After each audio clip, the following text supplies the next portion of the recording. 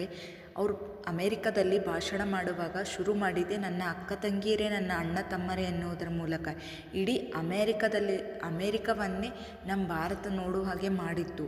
ಇದು ಅವ್ರು ತೋರಿಸ್ಕೊಟ್ಟಿರೋದು ಭಾರತೀಯ ಸಂಸ್ಕಾರ. ಈ ಸಂಸ್ಕಾರ ಎಲ್ಲಿಂದ ಬಂತು? ಅವ್ರ ತಾಯಿ ನೀಡಿರುವಂಥ ಅದ್ಭುತ ಸಂಸ್ಕಾರ. ಇದರಿಂದ ಇಡೀ ಅಮೇರಿಕನೇ ಭಾರತದೆಡೆಗೆ ನೋಡಿತ್ತು. ಅಂಥ ಆಂತರಿಕ ಸಂಸ್ಕಾರವನ್ನು ನಾವು ನಮ್ಮ ಮಕ್ಕಳಲ್ಲಿ ಬೆಳೆಸ್ಬೇಕು ಅಲ್ವಾ?